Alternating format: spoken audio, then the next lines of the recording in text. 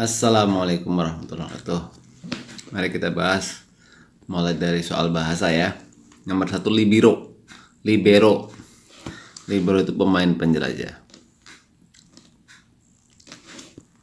Kinesioid itu penghapusan bangsa. Lemah mental, tuna grahita. Altruisme itu suka berkorban. Kosakatanya aneh-aneh ya. Sentrifugal. Sentrifugal itu sama-sama kalau lingkaran, kalau kita megang tali itu kita putar ya, itu ada gaya sentrifugal. Tapi sama sentripetal itu arah pusat, sentrifugal di sini. Tapi itu sama, artinya sama-sama di gaya di pada benda yang berputar, karena yang lain nggak ada yang pas. Jadi sentrifugal, sentripetal. Yang berikutnya adalah soal antonim. Nanti aslinya soal sinonimnya itu 25. Antonim 25, padanan 25, dan reading 15 ya. Jadi total 90 soal. Karena ini simulasi ya, nggak usah lama-lama. Nadir, soal asli ujian maksudnya ya. Nadir itu zenit. Nadir itu titik paling puncak, zenit titik paling bawah. Ini nadir di sini nih. Ini zenit. Nadir. Dorman itu sementara. Berarti lawan katanya laten nih, sementara.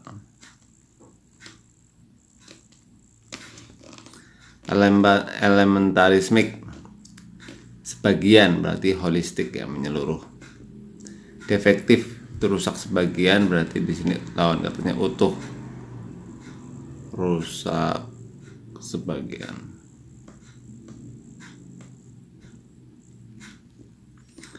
Hibrida itu campuran, persilangan, campur, silang. Makanya ada tanaman hibrida ya, lawan katanya murni. Oke, kita lanjutkan ke soal padanan. Suhu termometer. Berarti ini alat ya. Alat yang pas untuk mengukur suhu, termometer untuk mengukur tekanan udara nih, barometer ya. Kalau speedometer ya kecepatan, tulisan speed sebenarnya. Diameter bukan uap ya, ini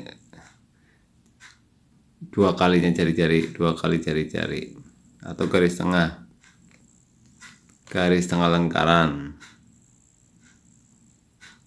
lingkaran, harusnya masih ingat lingkaran. Voltmeter ya untuk mengukur voltase ya, listrik, tegangan listrik bisa, daya listrik watts.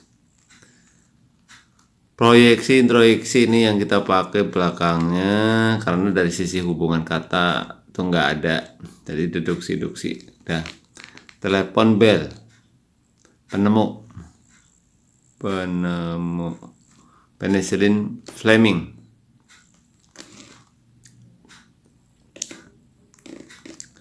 Rasio nominal.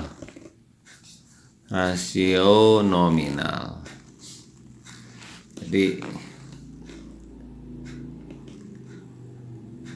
di sini kita menghubungkan atau rasio, kira-kira jawaban mana yang paling pas. Rasio jumlah juga, perbandingan. Nah, ini perbandingannya. Perbandingan. Kalau nominal jumlah sebenarnya. Jumlah. Jadi kalau usia, kelamin enggak, tinggi, rendah, lawan kata. Ini lawan kata ya. Bukan, karena ini perbandingan sama nominal itu bukan lawan kata. Pandai, lucu, enggak. Rasio menggunakan akal, nominal menggunakan rasa, enggak juga. Yang palingnya rata-rata kelasnya sama-sama,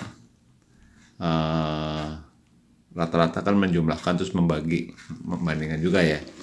Itu yang paling memungkinkan, inilah rata-rata kelas. Ikan mas, ikan paus. Jawabannya adalah, kalau jawaban air tawar, air laut, hidup di ini bisa sih, tapi kayaknya jawaban terlalu mudah. Ini buat anak SD lah. Yang lebih pas, ikan mas dengan insang, ikan paus dengan paru-paru alat nafas. Ini lebih canggih sekolahnya, mau S2 ini. Gitu kan? Lanjut lagi, sekarang kita belajar untuk menyelesaikan reading atau artikel. Caranya gimana? Caranya kita baca artikel, pertanyaannya dulu, topik bacaan. Menurut penulis kutipan di atas di bawah ini kecuali, nyari yang salah.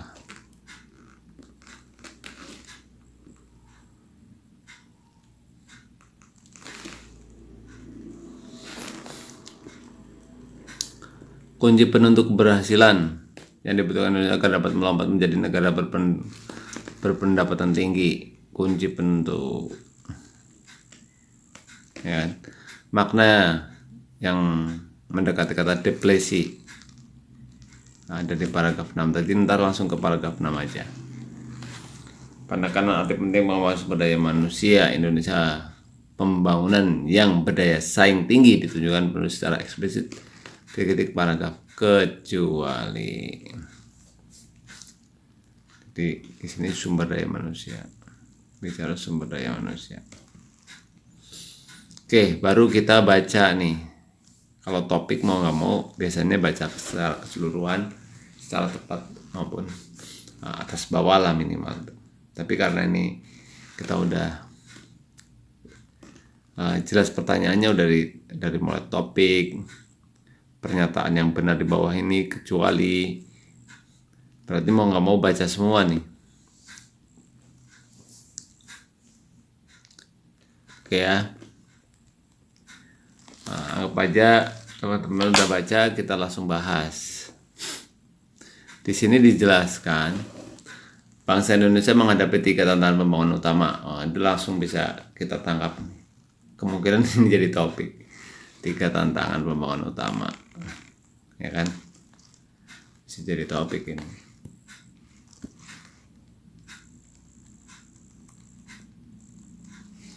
Pertama, memanfaatkan bonus demografi. Bonus demografi ya. Ini pertama nih. Jumlah penduduk. Kedua, komposisi demografi. Indonesia sebagai negara pendapatan menengah jadi negara berpendapatan tinggi dengan pendapatan per kapita rata-rata $12.500 US ya.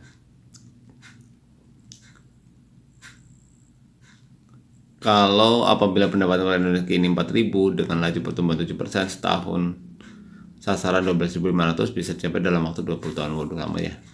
Ketiga, dengan melaksanakan pola pembangunan berkelanjutan.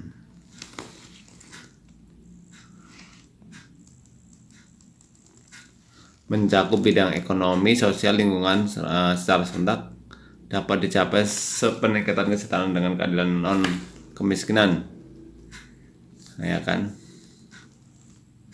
Sampai sasaran. Nah, untuk mencapai 3 standar saling berkaitan perlu dikembangkan knowledge based society, terutama untuk mendapat dinding pemisah negara berpendapatan menengah dan berpendapatan tinggi. Ilmu yang perlu dikembangkan adalah sains, teknologi, engineering, matematika yang dibalut ilmu humaniora, sosial, budaya sebagai penggerak daya pembangunan bangsa. Ini yang penting nih, dalam pembangunan Indonesia sangat penting optimalisasi pengembangan sumber daya alam yang memiliki keunggulan daya saing global. Letak Indonesia di 2 benua dan 2 samudra. Lebih dari 14.000 pulau tersebar sepanjang khatulistiwa menempatkan kualitas sumber daya alam dan lingkungan tropis sebagai sumber daya alam berpotensi paling bersaing di dunia.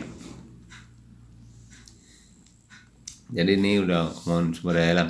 Pengembangan sumber daya alam unik tropis sebagai modal persaingan bangsa menurut pola pembangunan dengan 3 jalur ekonomi, sosial, lingkungan dalam hubungan keterkaitan timbal baik. Dengan begitu secara sadar dan diperhitungkan biaya kerusakan lingkungan, pencemaran, dan depresi. Ini kalau tadi ada pertanyaan depresi ini. Depresi sumber daya alam serta biaya sosial. Di sini udah ngomongin dengan begitu secara sadar diperhitungkan biaya kerusakan lingkungan, pencemaran, dan depresi sumber daya alam. Ada pertanyaan depresi tadi ya. Oke. Ini kalau dibaca terus nanti ujungnya di sini di akhir ya. Perjalanan kita yang mencakup mempelajari tentang kesalahan kebaikan pembangunan masa lalu menjelang masa kebersihan baru, terbuka semua mengangkat derajat pendidikan bangsa menjadi modal manusia yang tangguh untuk mendobrak dinding pemisah kelompok negara berpendapat menengah dengan kelompok berpendapatan tinggi kurun waktu tertentu.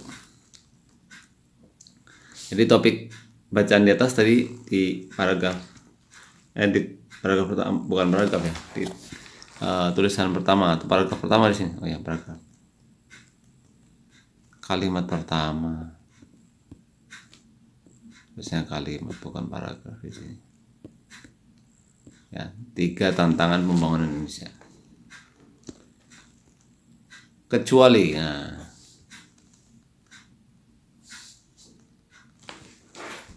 tahun ini potensi gabungan pendapatan penduduk di bawah 15 tahun lebih kecil dari penduduk 15 sampai 59.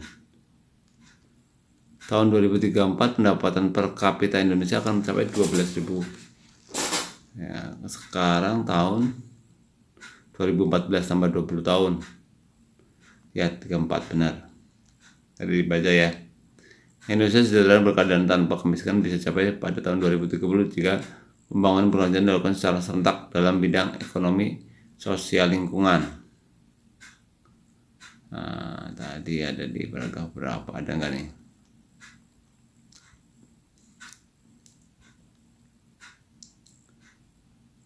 Oh ya nih 2014 sampai 2030 ada di paragraf 4 ya. Yang tadi ada paragraf 3. Ada di paragraf 3 ini 4. Agar dapat melompat negara berpendapatan tinggi, Indonesia perlu meningkatkan masyarakat untuk memiliki kemampuan di bidang sains, teknologi, engineering, dan matematika dibalut humaniora sosial budaya. Oh benar nih. Untuk mendorong kualitas dan kuantitas pengajaran sains, teknologi, engineering, dan matematika dalam sistem pendidikan, AS sudah mencetak 10.000 guru baru dalam waktu 10 tahun. Coba kita lihat di sini ya.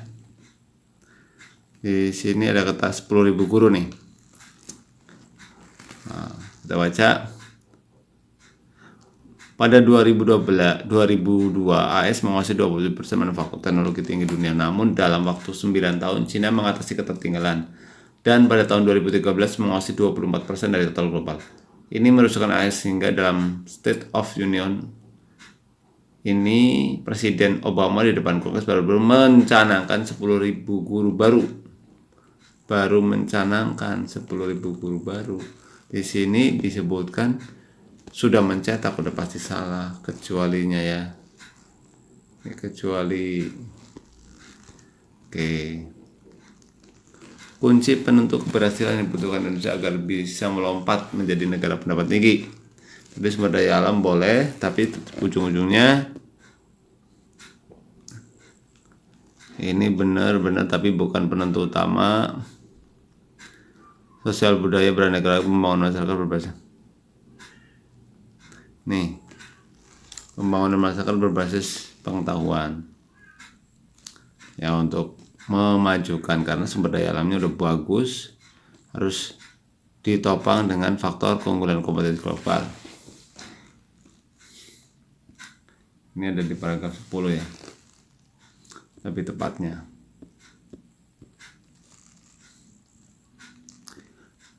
Depresi ya, tadi kita bahas paragraf 6 ya. Kita ulang lagi depresi ya. Jadi di sini pengembangan sumber daya alam unik tropis sebagai modal persaingan bangsa menuntut pola pembangunan dengan 3 jalur ekonomi, sosial, dan lingkungan dalam hubungan ketertarikan timbal balik. Dengan begitu secara sadar diperhitungkan biaya kerusakan lingkungan. Jadi ketika sumber daya alam diambil, biaya kerusakan lingkungan, kerusakan lingkungan, pencemaran, dan depresi.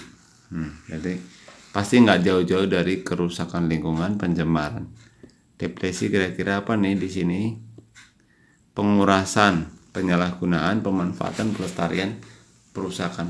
Pelestarian sama pemanfaatan mesti nggak mungkin karena berhubungan dengan kalau penyalahgunaan itu cenderung alat ya. Kalau pengurasan itu ada di dalam bumi, sumber daya alam yang ada di dalam bumi ya. Kerusakan lingkungan, pencemaran, dan depresi ya. Kerusakan udah ada, kerusakan sama aja nih, sama. Berarti ini depresi mungkin pengurasan juga, walaupun pengurasan ya sumber daya alam yang ada di dalam bumi, padahal bisa jadi ada di permukaan ya. Di permukaan kalau tanah hutan-hutan juga pengurasan, anggap aja begitu. Yang benar menurut saya ini A ya. Jadi kalau penyalahgunaan alat, kalau perusakan di sini udah ada kata perusakan, masa diulang lagi kan? Biaya kerusakan lingkungan, pencemaran, dan depresi sumber daya alam yang berhubungan dengan pengurasan. Oke, nomor 20. Penekanan arti penting pengembangan sumber daya manusia Indonesia, pembangunan yang berdasarkan ditunjukkan penulis secara eksplisit di ketik paragraf kecuali. Ini di paragraf 1 dan 3 ini nggak ada bahas sumber daya manusia nih, menurut saya ya, karena pertama demografi, pendapatan yang lebih besar,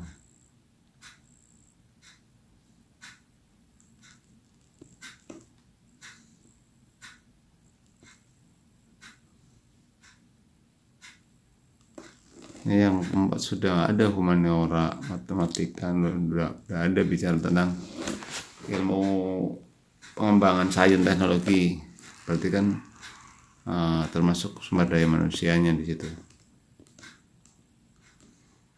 1-3 baru tantangan aja.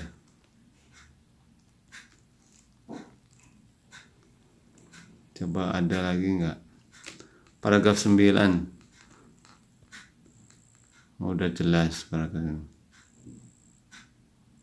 tentang kecerdasan anak udah jelas ada. 7-8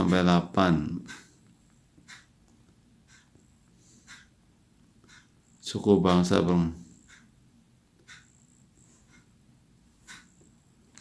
kita butuh pengembangan model manusia, udah jelas ada. Oke, 1-3 ya belum dibahas. Oke, kita lanjutkan ke bagian berikutnya.